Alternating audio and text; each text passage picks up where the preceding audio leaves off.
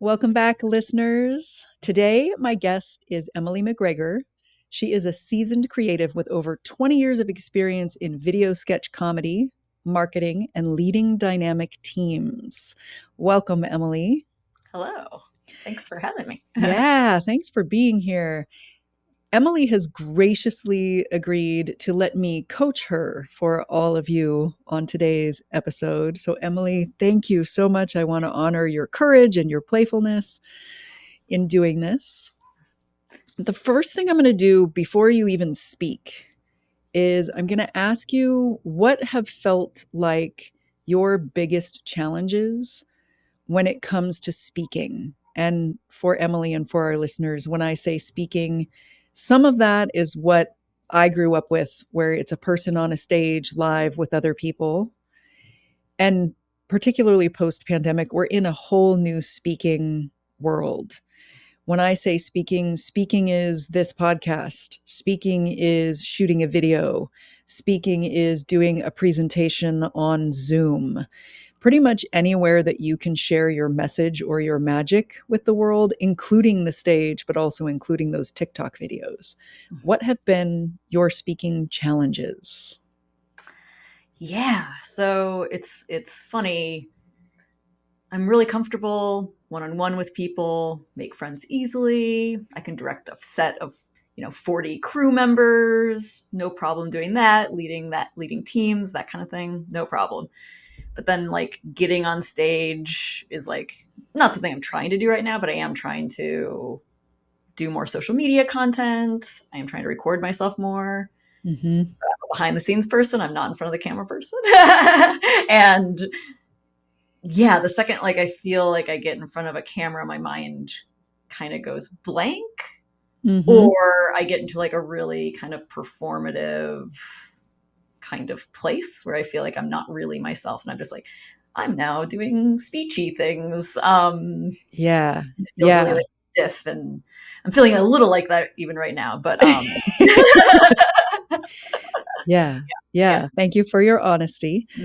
And I think you took the speaker alter ego quiz about the Yes. different masks. Like when you said performative, it made me think of that sometimes we feel like we need to be something else Mhm. when we're speaking. Yeah. What was your top speaker alter ego mask?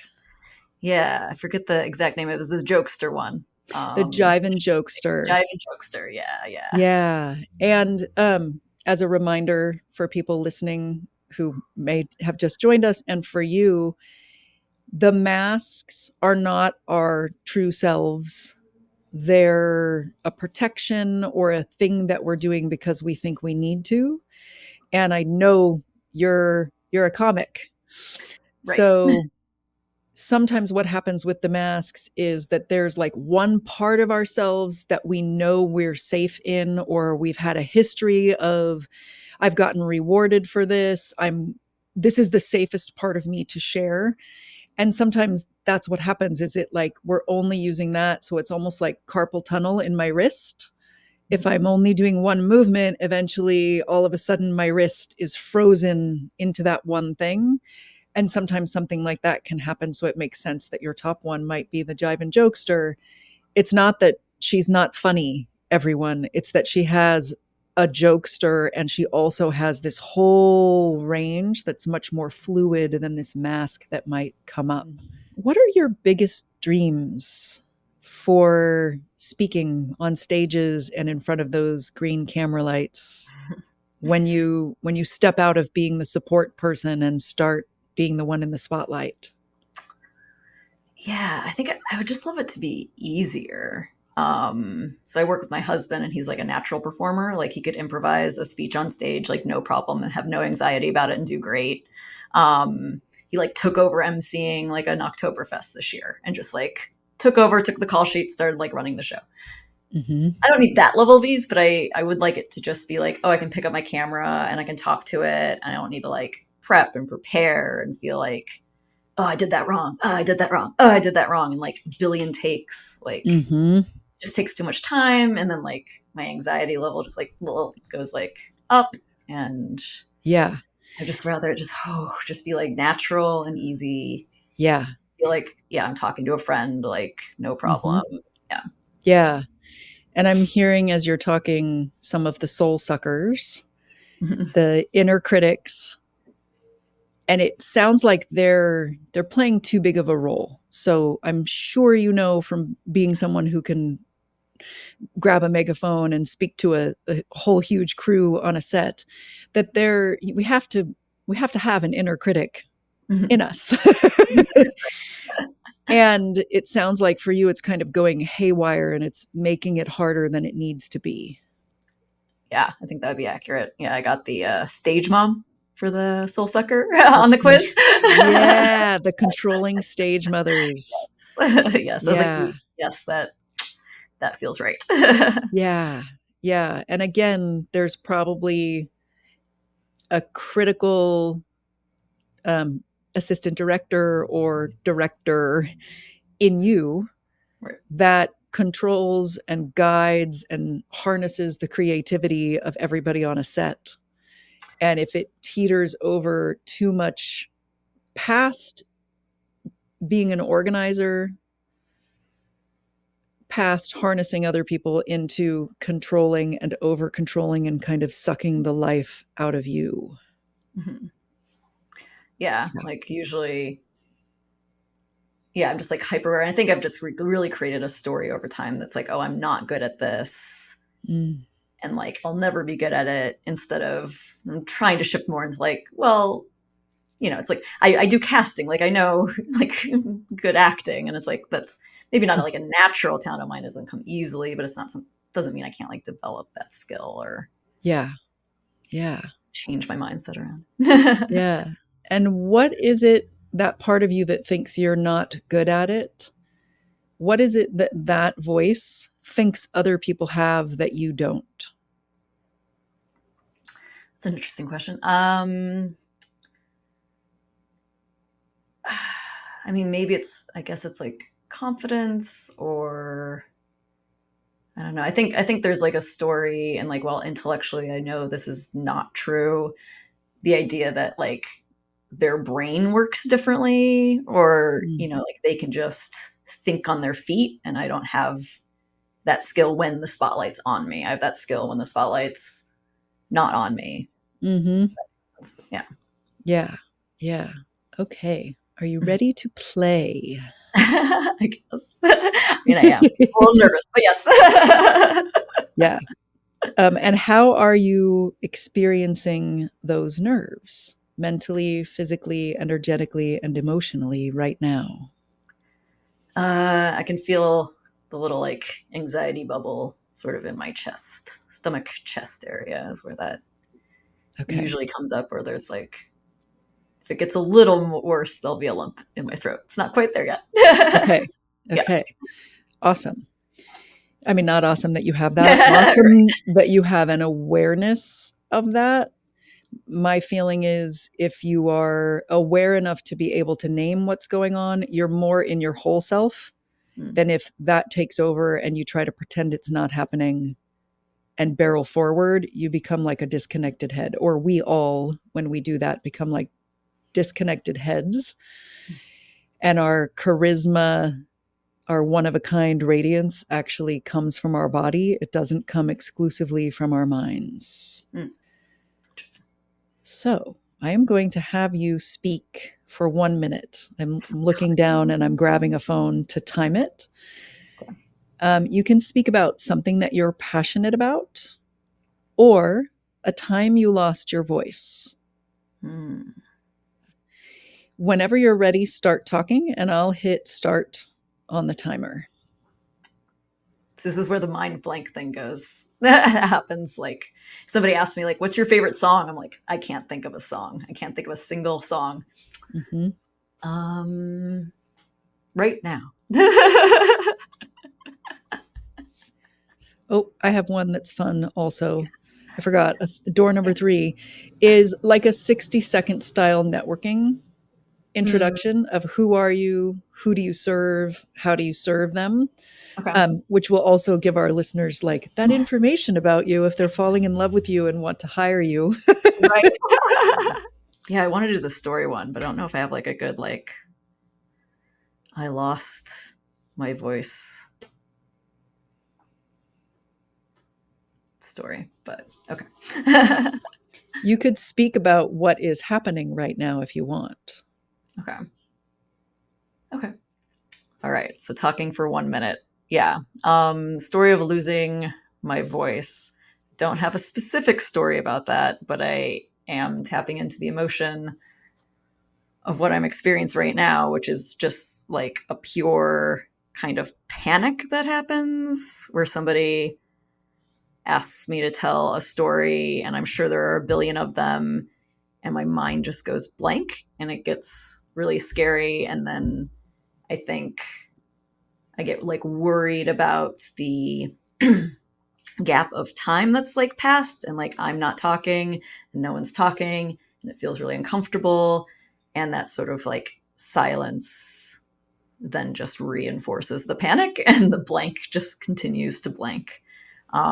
So, which is like funny because, you know, if I'm just like in a small group or I'm talking to somebody one on one and there's like more of an exchange, I feel really comfortable and I can come up with like lots of things on my feet and like make up jokes and have fun. Oh, And did I do that's that? time. Yay. Yeah. 60 seconds. So I asked you, part of what's happening is I'm going to ask you to keep noticing what's happening mentally, what's happening physically, what's happening energetically. So I asked you when I first said you're going to speak now. Mhm. What else did you notice mentally, physically, energetically, and emotionally during that whole experience until the moment I said that's time or waved the phone at you? I started feeling a little more comfortable, like talking into it. Mm-hmm. Um, I think that's partially because I used to do this coaching group where you would do thinking sessions and you had to talk for 20 minutes and the other person couldn't say anything and you just had to talk at them for 20 minutes and the person just received. And that was Mm-hmm. so brutally uncomfortable when it started, and I eventually got used to doing that. So it started feeling more like that, and I started feeling a little more comfortable. Mm-hmm. So there's a comfort in the you're being received without interruption Or just now. I think I was like used to, I was getting like, it was like hard to start, but like once I started, it was feeling more comfortable, I guess. Yeah. Yeah. Yeah. Okay. Um, so I share a framework with people. I love Mhm. to give people 3 words, and then we're going to play with you experiencing those words because, on one level, it's as if I looked at somebody's 3-point shot and I said, in order to shoot it more like your version of Steph Curry, you need to bend your knees, you need to look at the back of the rim, and you need to follow through. Mm. I can tell you that. And we could all spend the rest of our lives learning to shoot more like our version of Steph Curry. Mm.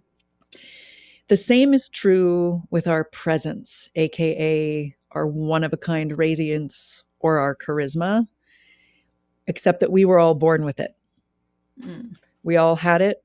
And then things happened in our lives, and the world told us to do it wrong. Like if they told me to stick my elbow out when shooting to try to shoot like Steph Curry when I came into the world with the perfect form. So we're reminding your body of how to do it. The 3 words are intend, align, and invite. Intend is setting an emotional intention for Mm. what you want the audience to experience. Emotional or energetic, like what's the vibe? And I did this in our kind of grounding moment together before we started. It can even be like a sound or a short phrase. You don't want it to be a novel for people who are listening and for Emily.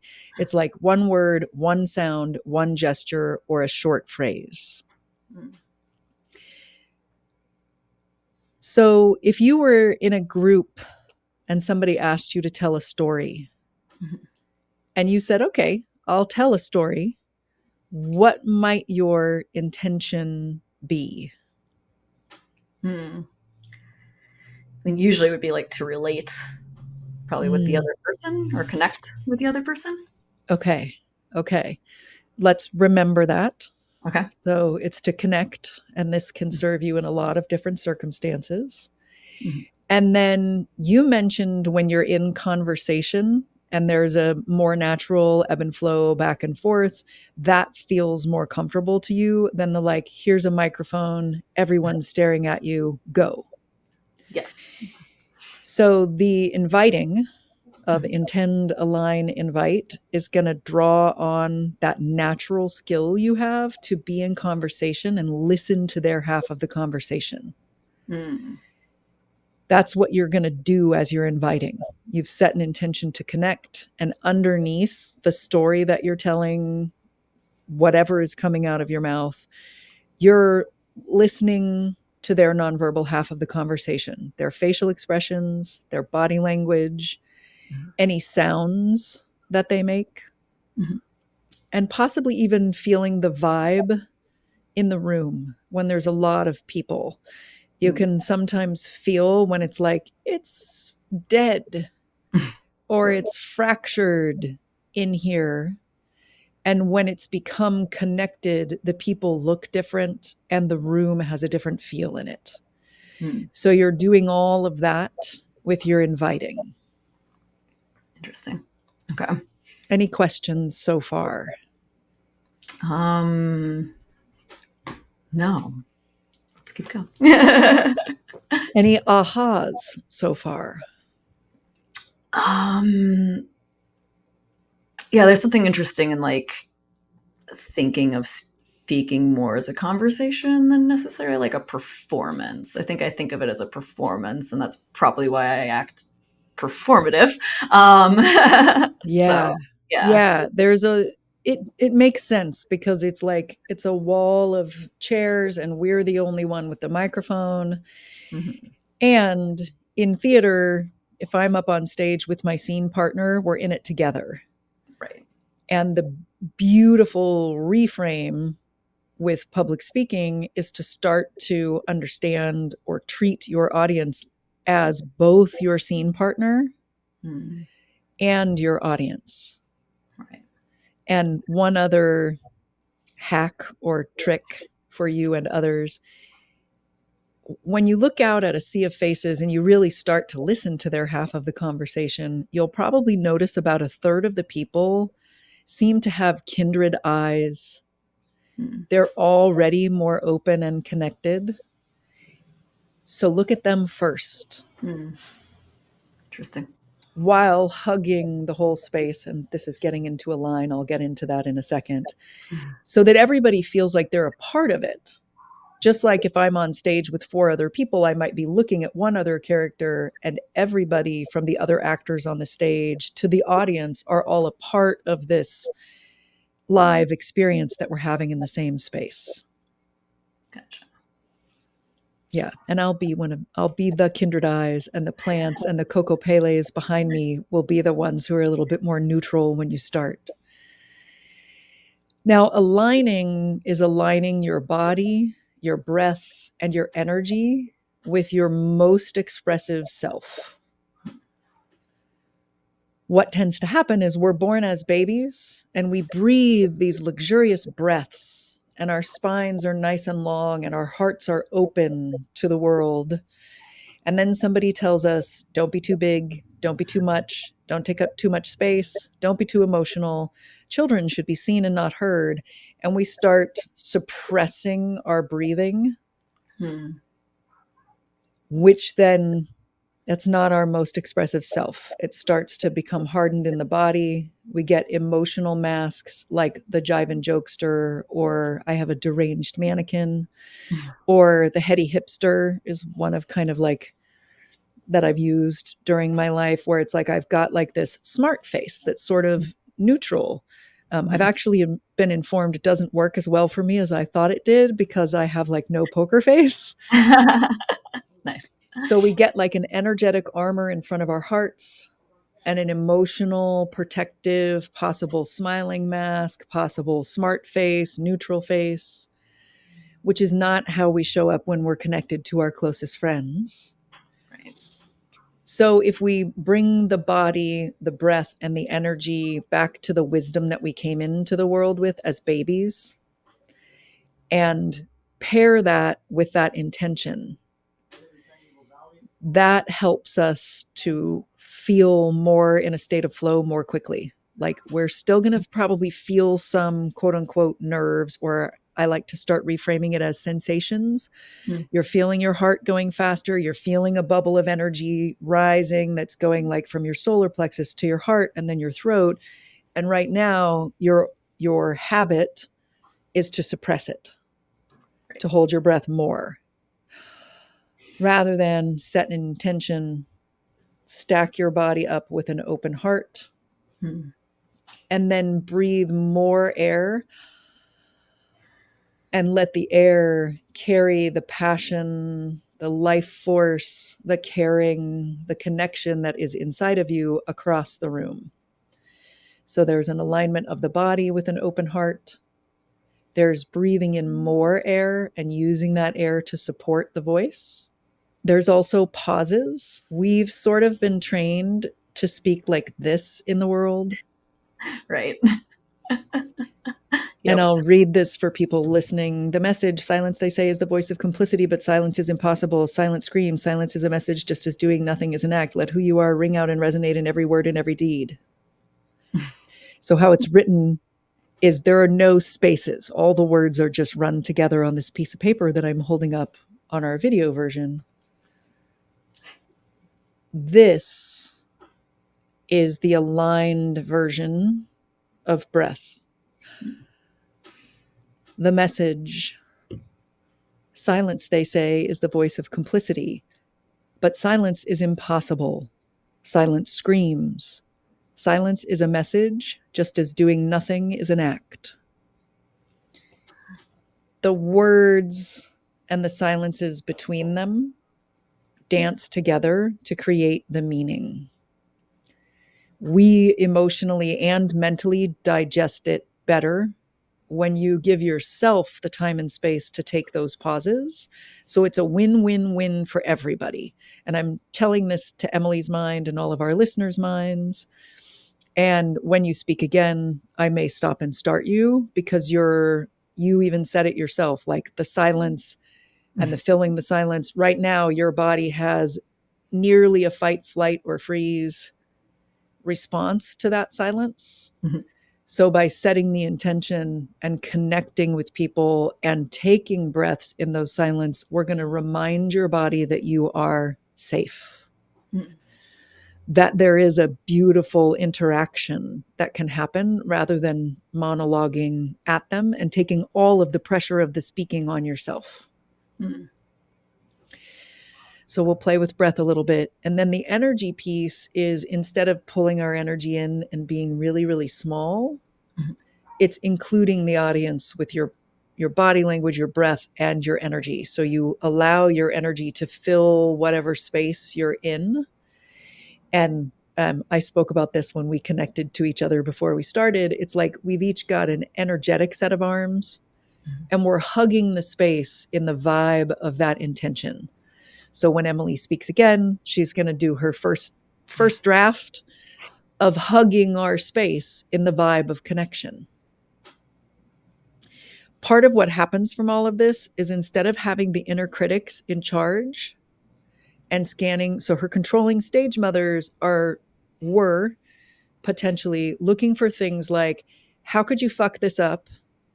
And let's not do that. What could you say wrong? How could you pause for too long? Are you going to set anyone off? Are you going to bore people? I'm saying, she's nodding her head, and I'm saying a lot of examples because I imagine Emily has some of those, and other people listening probably also have some of those. Emily, which of those soul sucking thoughts ring true for you? Oh yeah, the not being entertaining one. That is the big one. Yeah. Yeah. Yeah. Yeah. So we talk fast and we try not to have the silence because Right. we're trying to outrun the possibility of their boredom. Right. It's When, funny. I love hearing this because I think it relates really well to comedy and editing as well. Like something I learned early on is like you can't just have like joke to joke to joke to joke. Like you need the negative space for the laughs, or the audience is just going to like laugh over the next joke. and it's wasted. Yeah. Um, Yeah. And then eventually the jokes don't come. So it right. becomes It's that just like flat. controlling stage mother is worried about boring them. Hmm. And in reality, the way to actually engage them the whole time is to give them the space to laugh, the space to be confused before you say the thing that might create the laugh. Right. And in editing a movie, you don't do hard cuts for 1 hour and 45 minutes. Right. Things fade, and the next scene, there's crossfades. Yeah. And there are moments in movies that go completely to black. And then, on occasion. Right. Right. Yeah. Yeah. So Not everything let's, is like. yeah. Yeah. So it looks like we've tapped into your creative self. So you can even start to have fun with the pauses, Mm. playing around like you're in the editing room going, well, which type of edit do I like better? Do I like a pause here more, or do I want like a quicker pause in this other section? Cool. Let's do a little bit of breathing together. First is the harmonica breath. It's actually a breath that I stole from my friend and one-time singing instructor, Lauren Barbeau. The harmonica breath is we will hold our hands as if we're holding a harmonica between our pinky and our thumb. And then these three fingers become like the teeth of the harmonica, the pointer, the middle, and the ring finger. For those of you listening, we're going to place those three fingers in between our upper and lower lips and inhale through the space, just like people do when they're holding a harmonica. And then we'll pull the hand out and exhale on an S sound. And we're going to do that like inhale and then exhale on an S a number of times. Okay.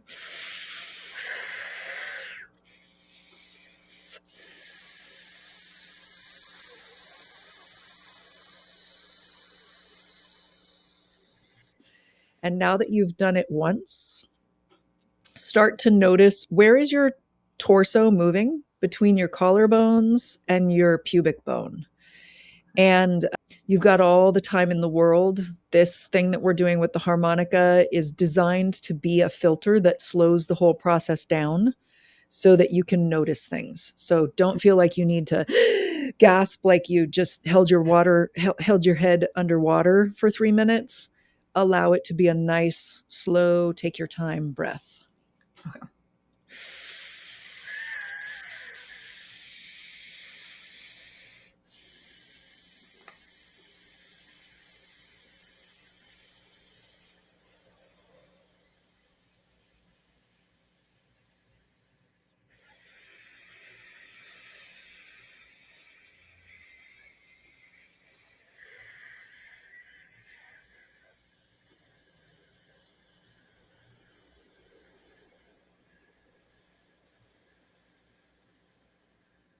I'm noticing much more ease. Where are you noticing your torso moving as the breath comes in and goes out? I mean, I felt like a big expansion in my chest. Mm-hmm. Um, and it did seem to like low, like, I don't know, like I dropped more into like my stomach a little bit more. Like it just felt like it, I don't know, kind of like Yeah. went down. She pointed at her chest at first and said chest. And then it's also like going below where the camera, both of our hands are going below the framing on the camera, down to like the middle of the torso and all the way down to the top of the pelvis. Let me invite for Emily and anyone who might be doing this in their car while listening. We're going to play with an image now, which is that we're like pear-shaped balloons. So the top of the pear-shaped balloon is the neck. It's hardly going to move at all. It will move a little because we're connected from head to toe by muscles and fascia and bones.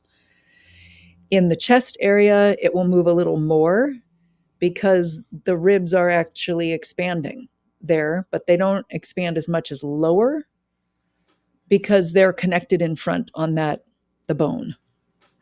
Down below where the camera is, the belly area, the sides of the body, and even the ribs on the back of the body, that's the bottom of the pear-shaped balloon. And I think this may have already been happening for you, Emily. We're now just kind of bringing our attention to it so your body can remember. The bottom of that pear-shaped balloon can actually expand 360 degrees, a little bit in every direction. So let's do a couple more now with a Z sound, zzz, like a buzzing bee on the exhale. Cool.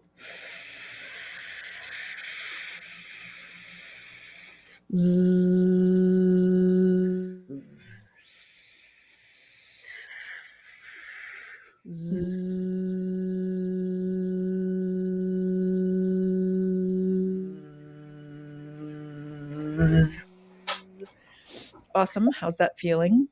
Yeah, you could definitely feel it reverberate down in like Nice. my bass. Nice. Nice. Now let's toss away our harmonicas Okay. and we're going to inhale through the mouth, filling up that whole pear shaped balloon. And then the air is going to help support that Z sound. Inhale.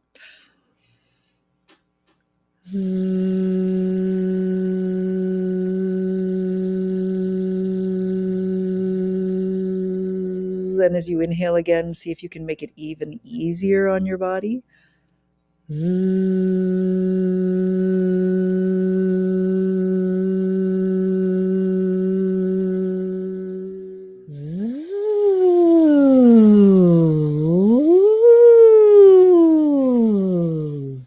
Okay, now let's do one more. We'll do an Om sound like in a yoga class and bring in that intention.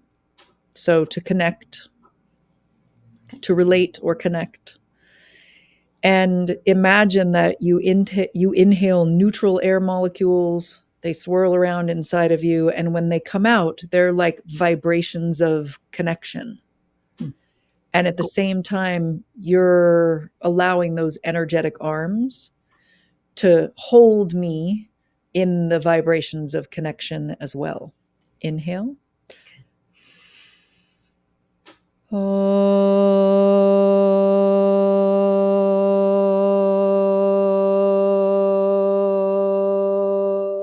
So now you're going to speak again about, you can do a networking introduction, you can do a time you lost your voice, or you can do something you're passionate about. Mm-hmm. Inhale, set that intention. Be looking for signs of more connection happening in me, and align your body, your breath, and your energy. So allow yourself to inhale and see my half of the conversation when you're inhaling. And I might pause you this time or remind your body to inhale if it looks like it's regressing to its old fight or flight kind of habits. Any questions? No, let's just give it a whirl. Awesome. All right, whenever you're ready. Okay. So a story that I lost my voice, that didn't come to me, but the first time I did public speaking did.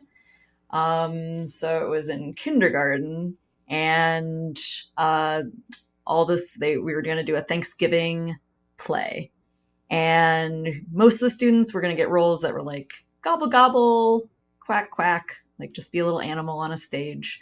Um, Inhale. but then the teacher offered their narrator role and was like, this is going to be a really hard role. You're going to have to say a lot of lines. You're going to have to be very prepared. Who wants to do that? And my arm shot up, and she was like, great, Emily, you can do that. And I just remember that initial feeling of like, what the hell did I just do? And that's about 60 seconds. Okay. How was that different from the first one for you? I mean, I felt like I was taking my time a little bit more. Um, Mm-hmm. yeah, I didn't feel as on the spot, I guess. I felt a little more comfortable. Maybe not Mm-hmm. fully comfortable, but a little more comfortable. Um, Yeah. and yeah, I did notice like, okay, yeah, like when you told me to take a breath, it was like, okay, yeah, that's when it did feel like it was kind of like falling off a cliff a little bit. So that Yeah. was kind of interesting. Yeah. Yeah.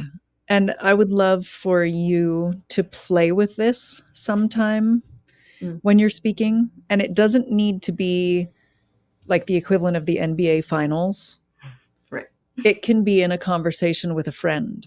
Mm, It can be in sort of a medium, low to medium stakes situation where you set an intention even before you go, possibly. Or if somebody says, hey, can you tell us a story? think, okay, connect, relate is a Mm, good one for a story to just kind of have in your back pocket. And mm, then intend, align, invite, bring your body up, get ready to breathe those deeper, more nourishing breaths. mm, Part of what's happening that I didn't say before is inspire is my favorite word in the English language, because mm, when we inspire air, we tend to get inspired with thoughts. mm. That's cool. When somebody asks you, can you tell us a story up until this point? Probably a little bit of it, like when you were having trouble thinking of which direction do you want to go, Right. your body was very frozen and breathing just shallow breaths enough to keep you alive, Hmm. which is a little different than inspiring more air. So Right. if there's a moment that comes up sometime soon where you feel like you can't think, drop your jaw and inhale and see what happens. For Interesting. many, many, many thousands of people, when they learn to inhale, something comes to them, something that they can say next. And then they get more and more and more comfortable with those pauses. Interesting. So, That's will great. you? Yeah, because usually now my go to for inspiration is like get up and walk around, but that's not like possible on a podcast or on a stage or in front of a camera. Yeah. Yeah, Yeah. And getting up and walking around is probably, it's getting the breath. intuitive. It's Yeah. grounding you and it's probably getting the breath moving. For you, it's like if you're in fight, flight, or freeze and you get up and you walk, Hmm. you come out of the freeze. So that's a great thing to have. If you also notice your breath while you're Hmm. doing that, then you may be able to sit on a podcast where you can't just get up and walk around and have your body know when you inhale, it's the same thing that you're giving to yourself. Ground and inspire air. Mm. Yeah. Love more tools. Very happy to have more tools. Awesome. And I may ask you, Emily is planning to come back for a more one of our more story driven, so we can hear a lot more about her and what her journey has been with her voice. And I may ask you when you come back, Mhm, how did this kind of life work of playing with intend, align, invite go? mhm. And what kind of difference did it create for how speaking feels to you and what your impact is when you speak? No, I'm excited. Yeah, I'm supposed to make a bunch more content in the next couple weeks, so I'll have lots of time to practice. Wonderful. Yeah. Wonderful. And what's the biggest aha or learning or experience that you're taking away today? Yeah, I think it's like that reframing the sort of how I can relate to the audience, and that audience being a camera as well, potentially, Mm-hmm. of um, thinking of it more as like this energetic conversation or basically just a conversation rather than like a performance where I must entertain and do all the work and do all the things. If it Yeah. feels a little more like an exchange, like that already like makes me feel a little more comfortable in terms of Yeah. yeah, not having to be this like performative thing that makes me feel a little like this isn't me. Why can't I just be me? Yeah. Yeah. And you said you felt less on the spot the second time. And it Mhm. feels like that's the key for you right now is remember it's a conversation. Yeah. And it has already started to take the wheel of how you show up away from the soul suckers and give it more to your creative self. Hmm. And you felt less on the spot, even though there's a camera on you, you're on a podcast. Right. That's the kind of shift that starts to happen. And then Mhm. it grows and amplifies from there. Yeah.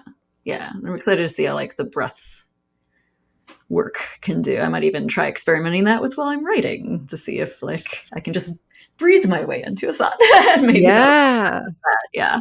Yeah, that's fun because our voice is connected. So our speaking voice and our writing voice, when one starts to grow, there can be this amazing creative ripple into the other one. And if you're breathing as you're writing, you're even making that more intentional.